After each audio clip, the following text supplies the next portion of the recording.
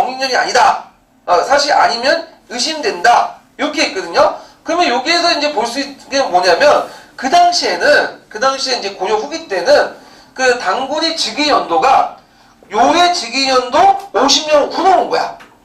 근데 문제는 이 요의 즉위년을 정확하게 제시하지 않았다는 거죠. 그래서 BC 2303년이라는 개념이 여기에 나온 게 아니라 이게 이제 후대 예전에 기록에 보면 이게 좀 잘못돼가지고 50년 이후에 그 간지가 잘못되지 않느냐 그 내용만 언급한 거고 요의 즉위년을 제시하고 그 후에 25년 후에 그 뭐냐면 단군이 즉위했다고 처음 명시한 책이 동국통감이에요. 그래서 동국통감은 그 다음에 자치통감의 기록을 이제 바탕으로 해갖고 요의 즉위년도를 제시하고 나서 그 요게 제시는 이후에 2358년을 제시하고 나서 20년 후 25년 내외 2333년이다. 이런 걸 제시를 했어요. 이게 동국통감이고 그 자세한 내용 제가 그 기출문제 분석에 적어놨으니까 참조를 해주시고요. 그럼 여기에서 볼 수 있는 것은 고조선의 기원을 알 수 있어요? 알 수 없죠? 고조선의 기원은 알 수가 없어. 문헌사를 통해서는. 다만 그때 당시 사람들 그 당시 고조 후기 때 사람들이 그만큼 고조선의 역사가 오래됐다는 건 알 수 있죠. 유구성 이런 것들 알 수 있지. 고조 후기 때 사람들이 인식을 알 수 있는 거지. 이걸 통해서 그 고조선의 건국기원을 역사책에서 알 수가 없는 거죠. 예, BC 2333년도 마찬가지예요. 이것은 그만큼 오래됐다는 걸 아는 거야. 유구성. 그리고 후에 이제 제왕후에 3600년이라는 개념이 나오거든요. 이것도 이게 뭐냐면 나중에 이제 그 유교의 참의서에 제일 중요한 게 60이에요. 60갑자 해가지고 그 60을 곱치면 몇 년이 나온 거야? 3600년이 나온 거야. 그만큼 오래됐고 다복의 기원이 되는 거야. 다복. 그러니까 기원성과 다복성, 유구성과 다복성을 뜻하는 거지 역사적 실체는 아니에요. 그 당시 사람들 인식을 말하는 거야. 고조선의 인식. 그래서 고조선에 대한 인식을 말해주는 거지 건국기념을 알리는 사실은 아니다. 좀 기억을 해주시면 되고요. 두 번째 뭐냐면 옛날 기자의 후손인 조선호가 주나라를 쇠퇴하자 연이 스스로 높여 왕이 됐고 동쪽을 침략하게 하자 조선호 또한 스스로 왕이다 칭하며 군사와 더불어 연나라를 역습하여 주나라 왕실을 높이려고 했다. 이런 내용이거든요. 그래서 이제 있고 그 다음 세 번째는 상어지. 그래서 상이 허락하였다. 이때 상은 누구죠? 황제죠. 항상은 준만이 상이야. 그래갖고 이제 주로 그 한상이 준만인데 이에 위만이 병사 제국을 얻어 그곳의 작은 마을을 침략하여 항복받으니 진번 인도 등이 모두 복속하여 지방이 수천이 되었다. 그래서 한나라 초기, 응원조선 초기 때는 한나라 관계가 상당히 좋았다. 이렇게 이제 볼 수가 있겠죠. 그 다음에 네 번째로는 팔조법에 관련된 내용이야. 팔조법. 그럼 여기에서 이제 문제 풀어보죠. 1번 고조선의 건국기원은 역사 사실로 증명됐다. 아니죠. 2번은 자 기자의 후손인 조선후가 조왕실을 도와 연을 격파했다. 대부가 간에서 공격하다 막았죠. 예. 그 다음에 세 번째 일만이 한해 원조를 받아 주변의 소옥과 진번 인도를 복속시켰다. 맞죠? 그 다음에 네 번째 고조선 팔조법은 도둑질 한 자에게 12배로 갚도록 규정했다. 맞죠? 이걸 일책 11법이라고 하죠. 일책 11법. 자, 그 다음에 2번 문제 보자. 2번 문제.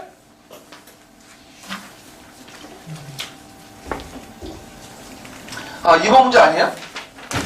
그 다음 문제. 네, 잠깐만. 제가 다른 책을 보고 있어갖고. 2번 문제. 4페이지 2번 문제. 자, 고조선에 대한 설명으로 가장 적합한 것은 자, 신석기 문화와 농경사를 배경으로 성립되었다. 틀렸죠? 청동기. 그 다음에 2번 단군 신화는 상국유사, 제왕기, 응제실주, 한서지지, 동국여지술lem에 실려있다. 자, 여기에 빠진 거 뭘까요? 우리나라 책만 집어넣고 중국 책 빠지니까 한서지지. 한서지지는 뭐가 적혀있죠? 팔조법. 그 다음에 3번을 보면 미송리 시토기가 출토된 지역을 세역 범위로 설정해서 맞죠? 되게 미송리 시토기는 그 고조선 북방 경계에서는 알 수 있는 지표물이야. 그리고 요동 지역의 지방의 중심을 알 수 있다. 맞고요.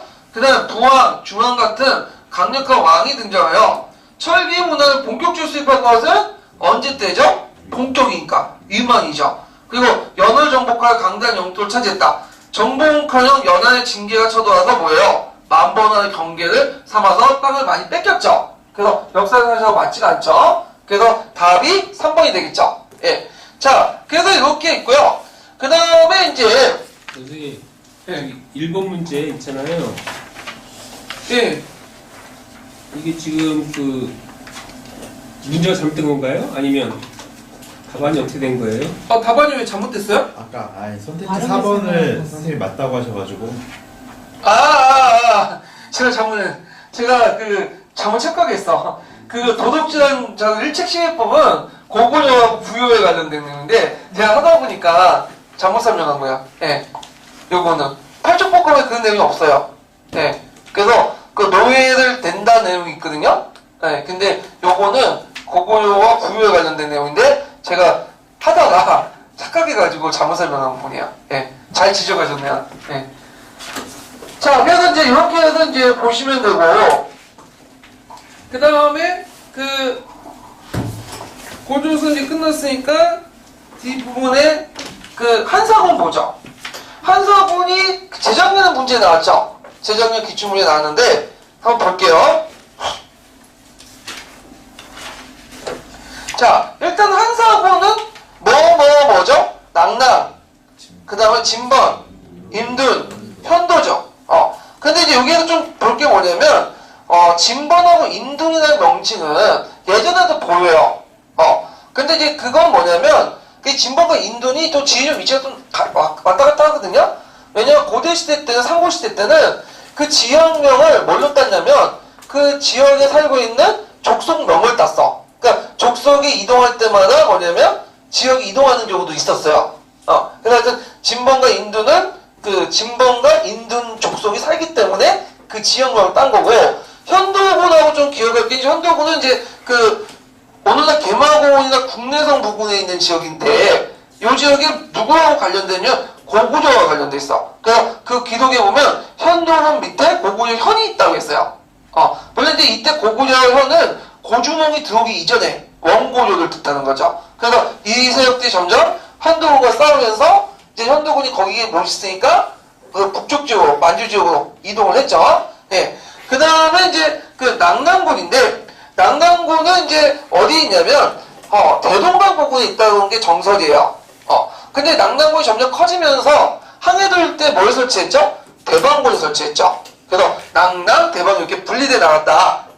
근데 이제 대개 보면 진번, 인둔, 현도군들은 초기 때 그 한반도 거주민들의 어떤 공격을 받고 더 이상 유지할 수 없어갖고 저 만주 쪽으로 이동을 했고, 한반도 남쪽에 그 있었던 군은 낙랑군이다. 이렇게 이제 보고 있거든요.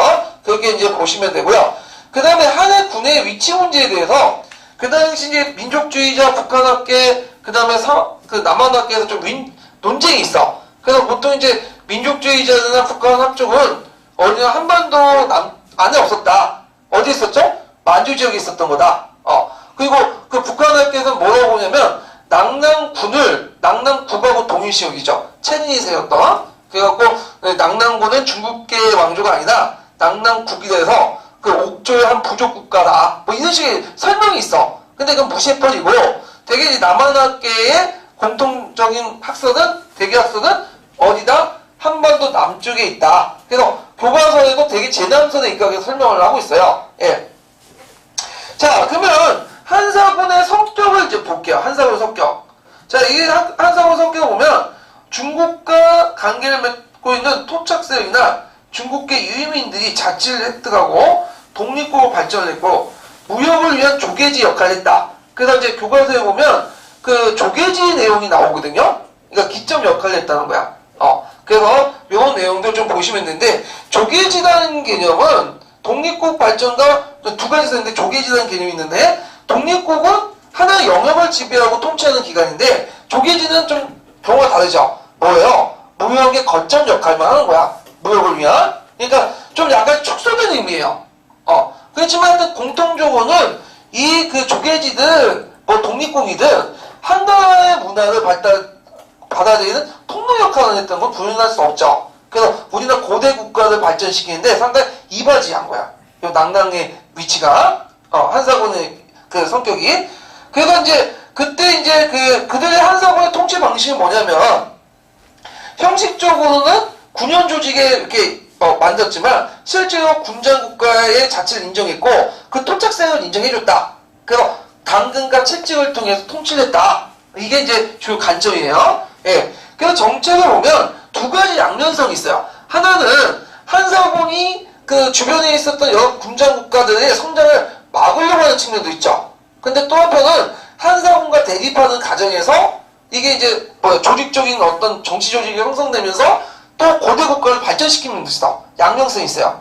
근데 이제 부서면에서는 이제 보면 그 맥족사에서는 뭐냐면 한사군의 문화를 적극적으로 이제 한사군과 대항하면서 고대 국가를 성장하는 그런 측면을 강조하고 있고, 그 다음에 남한 저쪽 한족사에서는 뭐냐면 한사군의 어떤 통치 정책을 수용하면서 한 문화를 받아들였다. 뭐 이런 식으로 얘기를 하고 있는데, 하여튼 두 개의 어떤 문화 뭐냐면 두 개의 측면이 있었다.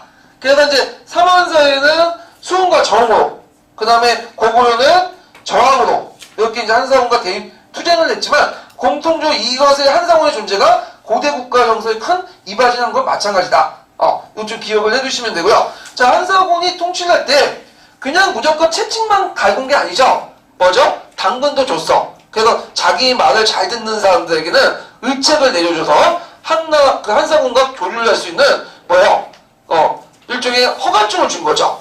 그래서 이게 의책이라는 것이 오다고 책은 모자인데 책과 모자를 줬다는 것 뿐만 아니라 그걸 통해서 뭐예요?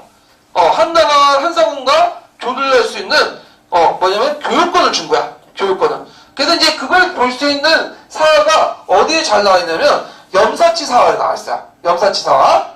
그래서 이제 그 내용이 이제 한국 통론에 있거든요. 한번 읽어볼게요. 예. 왕망의 지환 용간에 지난해 우버주인 염사치가 남랑의 토지가 기름지고 이민이 잘 산다는 말을 듣고 그곳에 투항하러 가다가 밭 가운데서 새를 쫓는 한 남자를 만났는데 그가 말하기를 우리들 한인 1,500명이 제목을 벌채하다가 한인에게 붙잡혀 노비로 된 지 3년이 된다고 하니 염사치는 그 노비를 데리고 낙랑군에 이르렀다. 그는 통역이 되어 낙랑의 큰 배를 타고 다시 진안에 가서 협박하여 한인 생존자 1,000명을 얻었으나 500명은 이미 죽었으므로 그 대신 진안인 15,000명과 변함포 15,000피를 받아 낙랑으로 돌아가니 낙랑에서 그를 표장하여 관책과 정태도 주었다는 내용이다. 우리는 이 사화로부터 한인들이 마한의 묵제를 구하려 하였다는 사실과 함께 한의 거수들이 한 분야의 관작과 의책을 탐망함으로써 한 분야의 토착사회의 분야 정책이 성공하고 있었음을 알 수 있다. 그래서 여기에서 이제 볼 수 있는 것은 그 한사군 분열 정책과 그 한사군의 정책 부분을 이제 잘 볼 수 있겠죠. 그 다음에 60여 조 벌금이 있었다는데 그 이제 한사군이 성립되면서 8조금에서 60여 조로 이제 법이 늘어났어. 그래서 이제 그 의미를 보면 토착민 공격부터 자신의 생명과 재산을 보호하기 위한 방편이었고 토착사회가 내부가 분화됐다는 걸 볼 수 있죠. 왜냐하면 예전에는 단순한 소박한 사회였는데 하나의 문화가 들어오면서 어떻게 해요? 점점 복잡해지니까 법 또한 어떻게 돼요? 복잡화될 수밖에 없죠. 그래서 두 가지 의미가 있다. 이런 것들 좀 기억을 해주시면 될 것 같아요. 그래서 뒤에 넘어가서 멸망 과정을 보죠. 이게 이제 예전에 시험문이 나왔죠? 페퍼 2개 쳐놓으세요.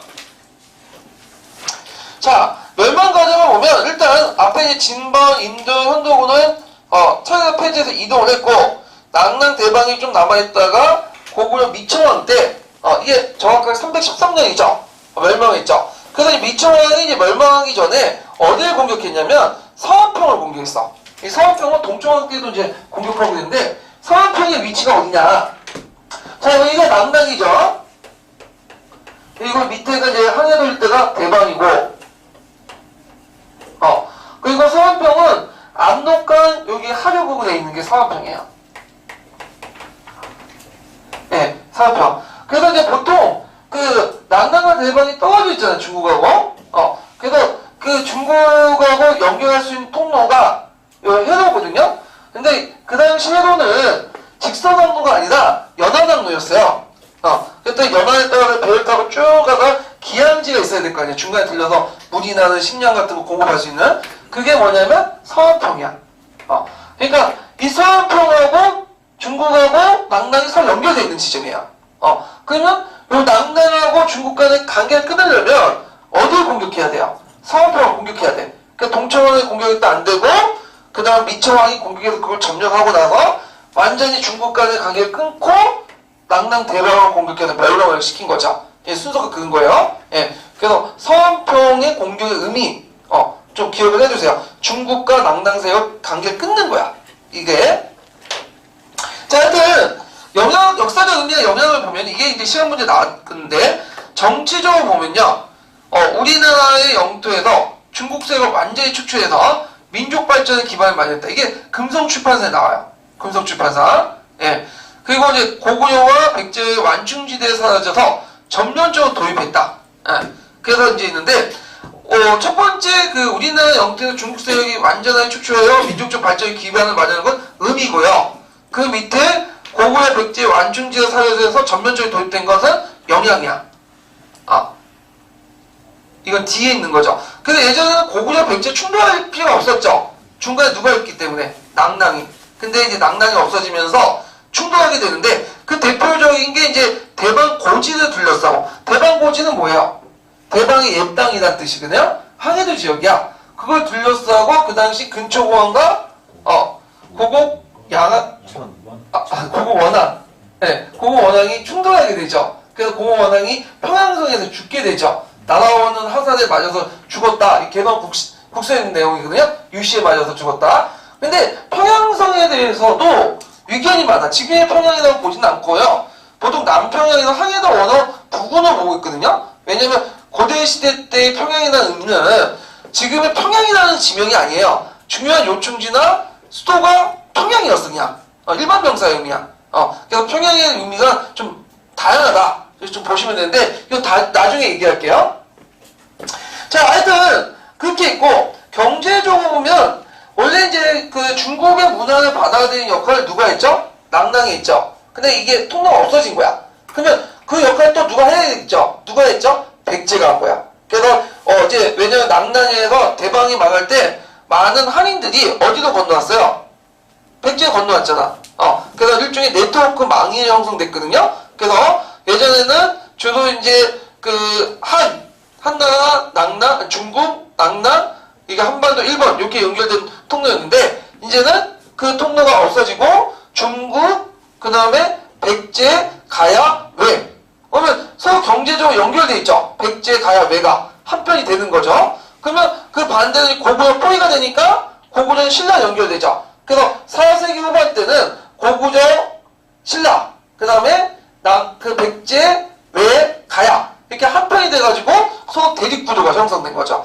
그게 이제 원료 표출돼 나온 거예요. 외가 어디를 공격하죠? 400년에 신라를 공격하잖아. 그러니까 신라를 공격하니까 신라가 고구려 광개토 대왕 때 그 대왕한테 가서 노객이 되겠습니다 하면서 하니까 좋아하면서 기병과 고병 5만 명을 데리고 가야 그 신라를 공격하는 외를 쳐부시고 더 나가서 가야까지 공격한 거 아니에요. 예. 그래서 이런 국제관계 변화와 또 연결돼 있다. 이게 예전에 시험 문제 나왔죠. 이건 뒷부분에 다시 얘기를 하고요. 자, 그래서 이게 낭랑이 지닌 의미가 상당히 깊다. 이런 것도 좀 같이 봐주시면 좋을 것 같아요.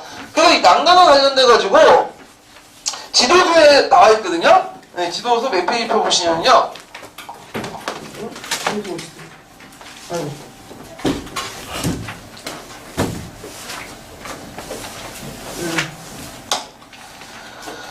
지도서가 이제 보면 244페이지 거기 한군현의 축출이라는 곳이 있어요.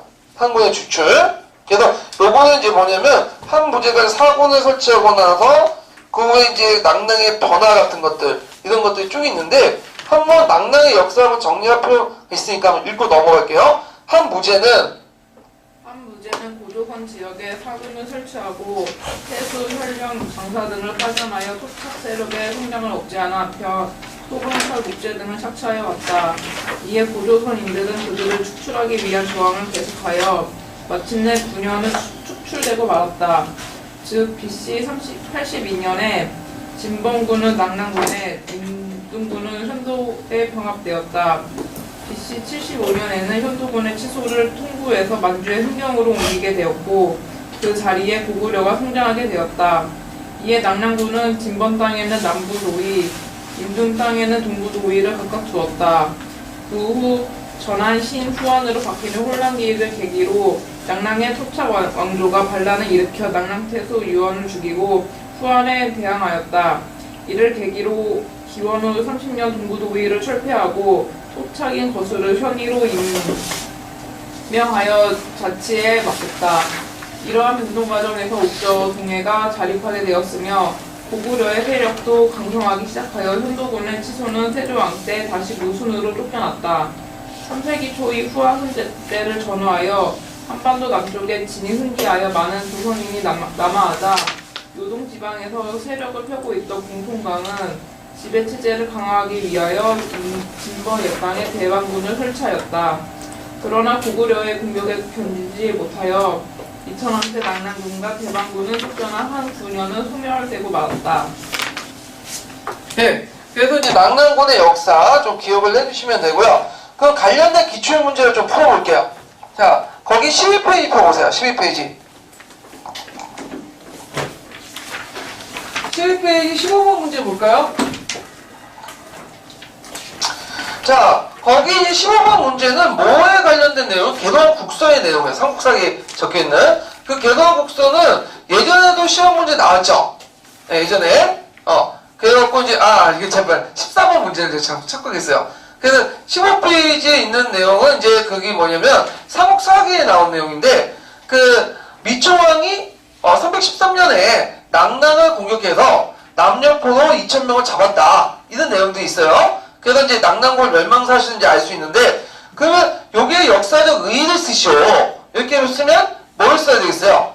우리나라 영토에서 중국 세력 완전히 축출해서 민족의 발전을 마련했다. 아니면 뭐 고구려 세력이 성장했다. 그래서 한사군이 축출해서 고구려 세력이 성장했다. 이렇게 이제 쓰면 돼요. 그게 답일 거예요. 근데 이거에 대해서 좀 문제가 많아. 왜냐면 의의 쓰라고 하면 막연하죠. 그 답은 뭐 한사군의 성장을 그러니까 한사군을 물리치고 중국세를 물리치고 고구려의 성장 뭐 이런 식의 이제 답을 써버리면 하나밖에 안 되잖아. 근데 답을 그렇게 해놨대. 우리가 따질 상황은 아니고 그래서 그 2점으로 구성된데 한사군의 축출 1점, 고구려 세력의 뭐 성장 뭐 1점 이런 식으로 해갖고 답이 매겨졌대요. 예. 근데 다음에 이런 문제들 또 나오면 그게 또 답이 아닐 수가 있거든. 다른 의의가 나올 수 있잖아요. 예, 뭐 금성교과서에 있는 내용을 썼다는데 하여튼 그런 것도 있다. 예, 그래서 이제 보시면 되고요. 만약에 그 경제적 영향을 쓰려면 뭐라고 써야겠어요? 아까쯤에 낙랑군의 역할을 누가 했다? 백제가 했고 그거에 따라서 이제 세력구도가 바뀌었다. 이런 걸 쓰면 되겠죠. 예, 이런 것들 지문의 어떤 맥락 같은 거 물어보는 맥락에 따라서 답이 약간 달라질 수 있고 또 출제자에 따라 답이 또 달라질 수 있어요. 예, 그래서 유사답안도 많이 익혀두셔야 돼. 유사답안도. 그 요번에 알파고가 이세도가 대구할 때 매겼어. 영어 것을 생각하면서 뒀잖아. 그래서 여러분도 여러분 경우의 수를 생각하면서 둬야지 이길 수 있는 거야. 예. 자, 그래서 이렇게 있고요. 그 다음에 뒤에 넘어가서 초기 국가 성장을 보죠. 자, 초기 국가 성장인데 보통 이제 우리나라 연맹왕국이라고 하죠. 연맹왕국. 그래서 이제 그 어디를 이제 뜻하냐면 이제 고조선이 멸망한 후에 한반도에서 성장한 그 여러 정치 집단들 말해요. 그래서 고구려, 그 부여, 그 다음에 뭐 사만사해 이런 것들 이제 초기 국가 연맹왕국. 그 요 시대를 이제 무슨 시대라고 하냐면 4세기 이전, 그러니까 BC 1세기에서 그 4세기까지 이전까지 시대를 원삼국 시대라고 해요. 또 줄여서 원사시대라고 하죠. 예. 원삼국 시대의 특징이 뭐냐면 삼국은 탄생됐지만 삼국이 완전히 정립되지 이전의 시대를 말해요.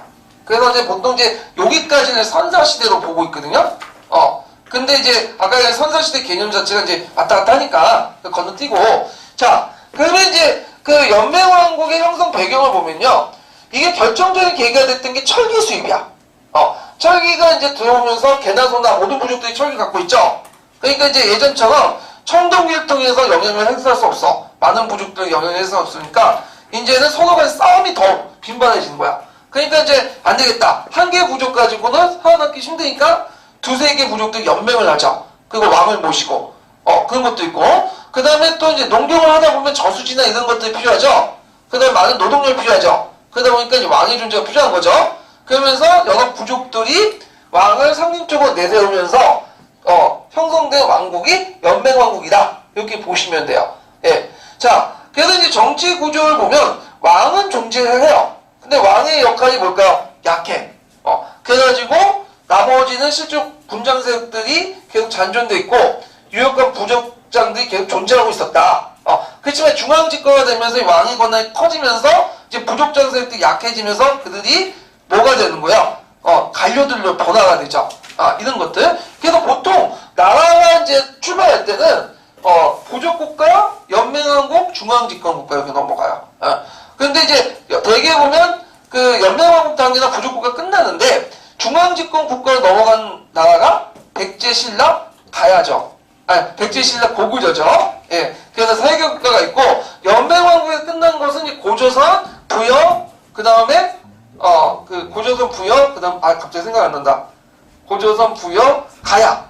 이런 것도 있다. 근데 이제 부여는 좀 약간 의미가 있는 게 뭐냐면 부여는 삼국지 위지동이전에서는 연맹왕국 상태에서 설정돼 있지만 나중에 뒤에 중국 측 기록에 보면 중앙집권은 발전이 돼요. 부여도.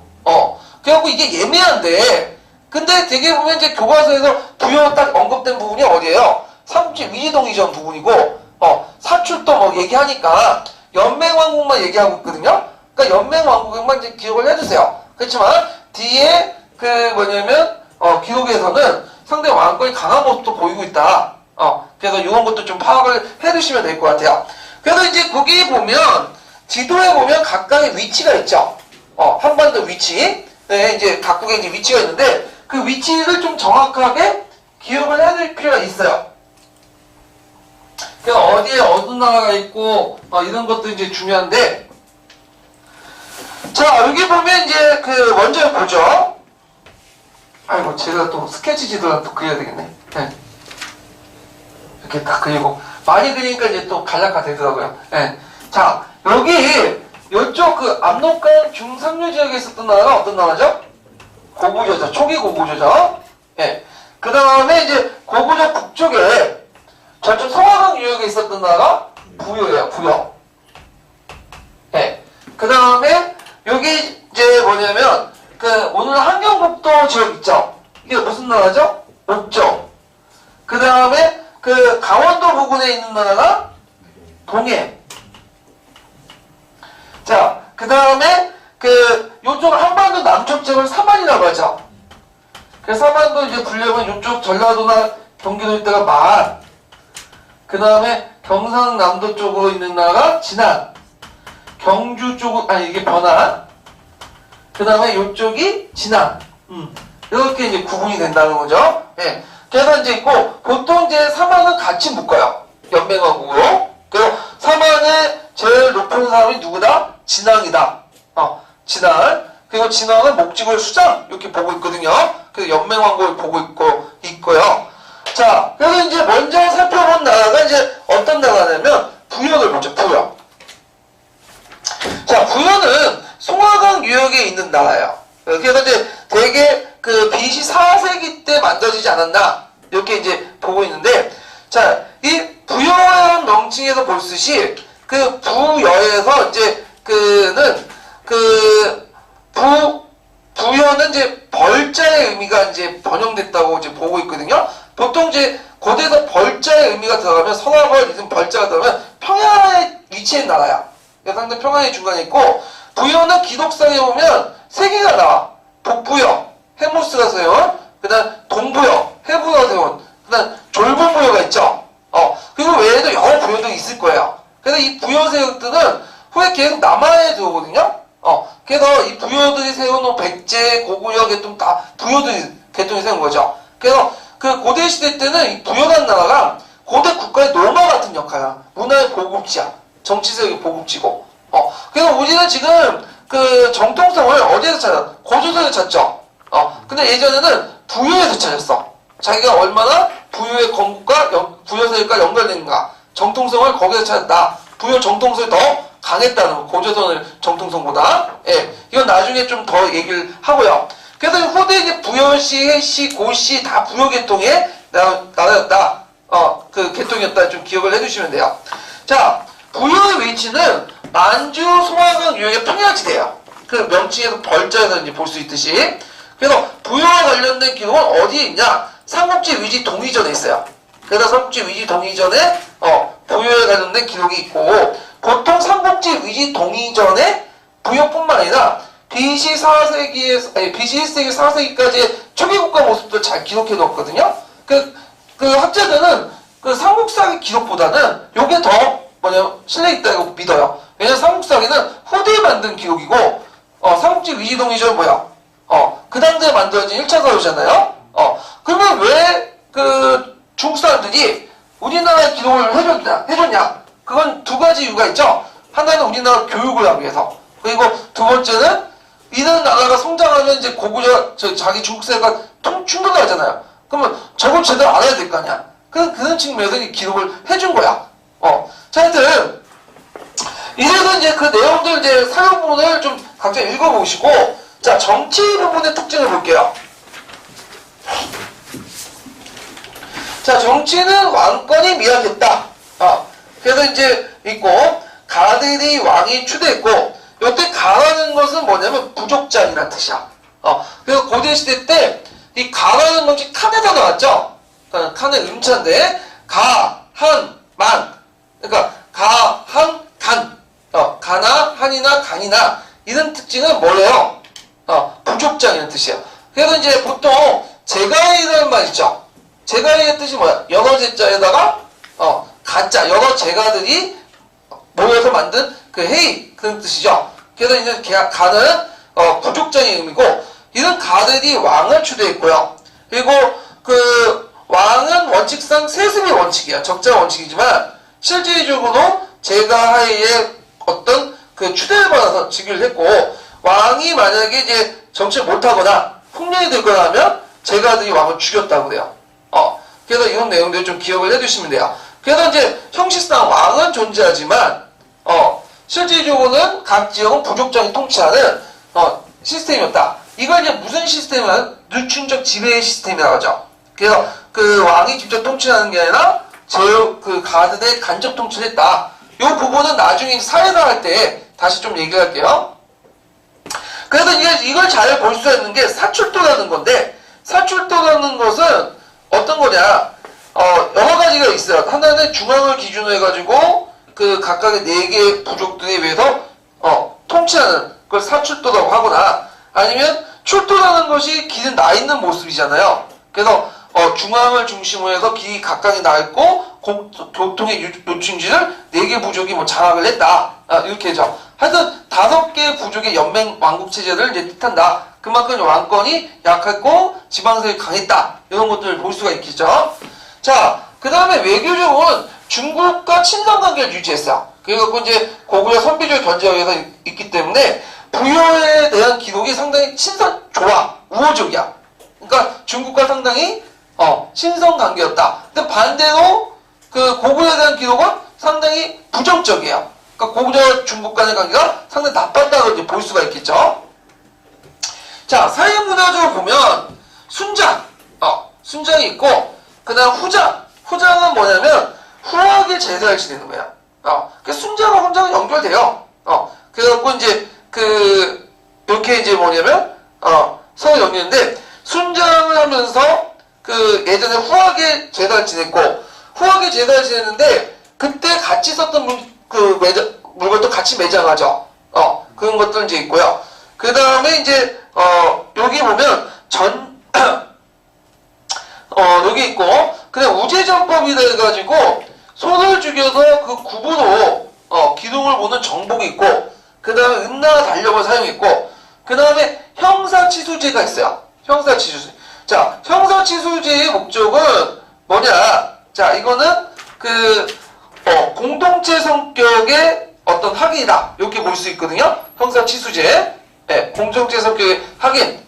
얘가 예전에 제가 역교훈 시간 때 얘기했을 거예요. 그때, 예, 이런 내용도 좀 기억을 해 두시면 돼요.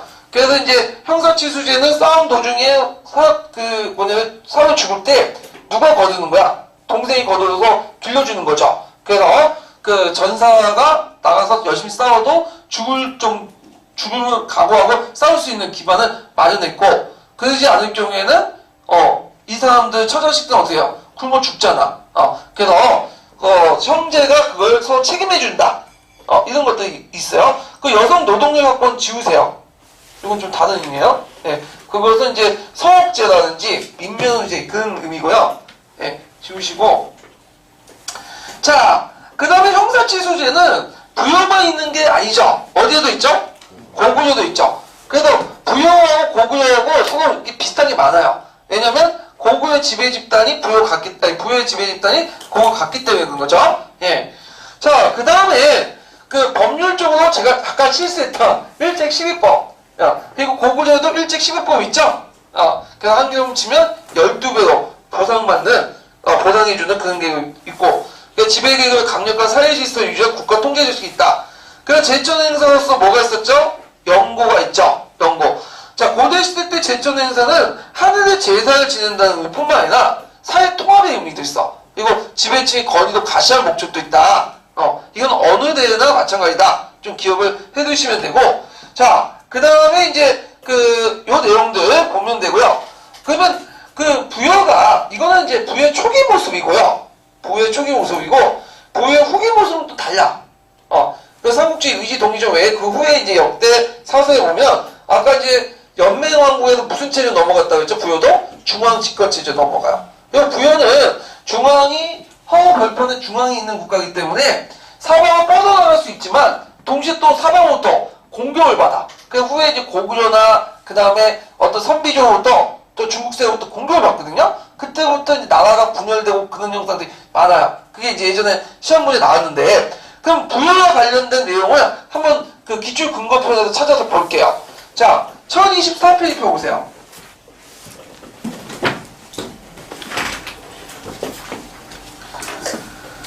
자, 1024페이지 보면 부여 사출도 관련된 부분이 있어요. 주 17번에. 예. 그래서 이 사출도 부분이 있는데, 이 사출도 관련된 내용을 한번 읽어보고 넘어갈게요. 예.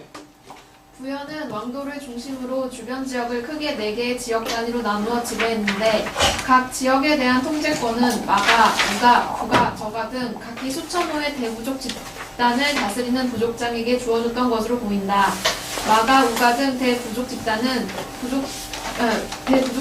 부족장은 자기 집단 외에도 각 영역 내에 수백 호 크기의 군소 집단에 대한 통제권을 가지고 중앙정부의 운영에 참여했던 것으로 짐작된다. 사출도는 본래 고대 국가가 지방을 지배하는 데 기본이 되는 도로와 그 주변 운락을 의미하는 말이었다. 고구려의 오부제, 백제, 오방제도 처음에는 이러한 형태의 지방제도에서 출발했을 가능성이 높다. 사출도는 전통 민속놀이인 윷놀이판의 구도와 비교하여 설명되기도 한다. 네. 자, 그 다음에 1029페이지 잠깐 펴볼까요? 자, 1029페이지 주 27번에 보면 3세기 후반의 부여국의 어떤 내용이 적혀져 있어요. 그래서 이 부여는 주변으로부터 여러 민족들의 침입을 받았는데, 거기 밑에 쭉 보시면 고구려와 선비족이 이제 공격을 많이 받았어요. 부여는. 그래서 285년에 누가 쳐들었냐면 선비족의 일파였던 모용씨가 부여의 수도를 함락했어. 그래서 10,000명의 포로를 잡아갖고 그때 구왕 위저가 자살을 했고요. 그리고 북결 왕실이 도망간 이후에 북옥쪽 지역으로 도망을 갔죠. 네. 그 다음에 이어서 은하가 왕위를 계승한 다음에 진의 군사력 지원을 받아서 선비족을 적대하고 나라를 회복했어요. 그래서 북옥쪽 지역에서 다시 돌아오게 되죠. 근데 일부가 원래 있었던 본국에 돌아가지 않고 그때도 머물렀어. 그래가지고 이제 부여가 2개의 부여로 나눠지게 되죠. 예. 그래서 이제 그쪽 뭐냐면 원래 있었던 본국으로 돌아간 게 북부여고, 그 다음에 북옥 쪽에 있었던 이게 동부여이야. 2개 부여로 나눠지고 있다가 북부여는 언제? 예, 북부여는 이제 나중에 문자 때, 그게 누구죠? 아, 갑자기 이름 까먹었다. 문자 명함 때, 합방이 되고, 그 다음에 그쪽 동부역 지역 같은 경우에는 강계도당 때 합병이 되죠. 예. 그때 이제 합병하는 과정에서 부유의 유민세력을 끌어모이기 위해서 그 당시 신하를 좀 조작을 했죠. 누구를 끌어들였어? 원래 동명서왕은 부여계통의 신하였는데 거기서 충무왕 신하과 연결시키기 시작해요. 예, 그런 것들은 이제 나중에 좀 설명을 하고요. 그래서 요거 관련된 내용이 부여계통의 이제 내용들이거든요. 그래서 요런 것들인데 이게 내용이 좀 많아요. 시간 관계에서 못 읽고 여러분들 나중에 시간 될 때 읽어보세요. 요 부분은. 자, 그 다음에 이제 이렇게 있고 그 다음에 초기 고구려로 넘어가죠. 초기 고구려. 예. 우리가 몇 시에 시작했죠? 1시간 반 된 것 같아요. 그래요? 그럼 좀 쉬었다 할게요. 예.